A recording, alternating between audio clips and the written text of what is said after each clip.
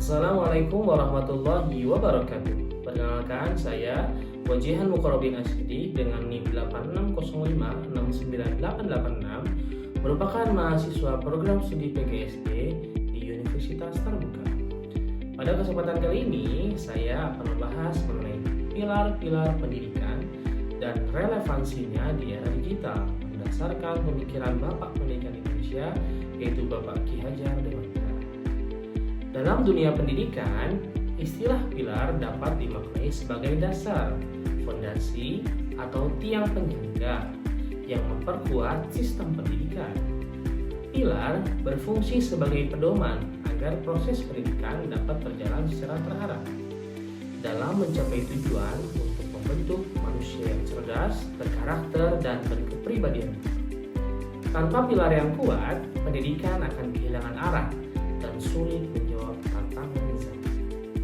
Ki Hajar Dewantara merumuskan 3 prinsip pendidikan yang hingga saat ini masih menjadi landasan pendidikan nasional, yaitu Ing Ngarso Sung Tunutu, Ing Madya Mangunkarso, dan Tuturi Handayani.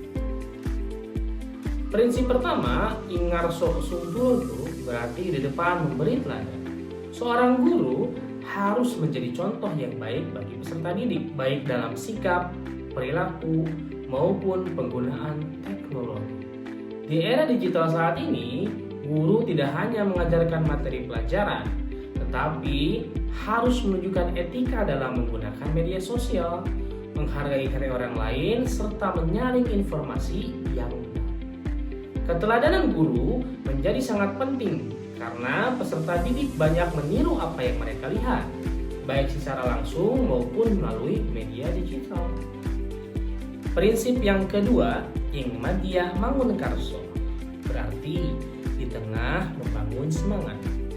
Guru berperan sebagai motivator yang mendampingi peserta didik dalam proses belajar. Dalam pembelajaran daring maupun pembelajaran berbasis teknologi, guru perlu menciptakan suasana belajar yang menarik dan interaktif agar peserta didik tetap termotivasi. Misalnya, dengan memanfaatkan video pembelajaran, kuis digital, atau diskusi online yang mendorong partisipasi aktif siswa. Prinsip yang ketiga, Tuturi Handayani, berarti di belakang memberi dorongan. Guru memberikan kepercayaan kepada peserta didik untuk berkembang sesuai potensinya, sambil tetap memberikan bimbingan dan dukungan. Dalam era digital, peserta didik memiliki akses yang sangat luas terhadap berbagai sumber belajar. Oleh karena itu, guru perlu membimbing mereka agar mampu belajar secara mandiri, berpikir kritis, serta menggunakan teknologi secara bertanggung jawab. Meskipun ketiga prinsip tersebut masih sangat relevan, terdapat beberapa tantangan dalam penerapannya di era digital. Salah satunya, rendahnya literasi digital pada sebagian peserta didik. Banyak siswa yang mudah terpengaruh informasi yang belum tentu benar ataupun menggunakan teknologi hanya untuk hiburan semata. Selain itu, perkembangan teknologi yang sangat cepat juga menuntut guru untuk terus meningkatkan kompetensi digitalnya agar tidak tertinggal oleh guru lain. Tantangan lainnya adalah menurunnya interaksi sosial secara langsung akibat penggunaan gawai yang berlebihan. Kondisi ini dapat memengaruhi perkembangan karakter, empati, dan kemampuan berkomunikasi peserta didik. Oleh karena itu, pendidikan tidak boleh hanya berfokus pada penguasaan teknologi, tetapi juga harus menanamkan nilai-nilai moral dan karakter yang kuat. Sebagai refleksi, saya berpendapat bahwa pilar pendidikan menurut Ki Hajar Dewantara tetap menjadi solusi yang relevan dalam menjawab berbagai persoalan pendidikan.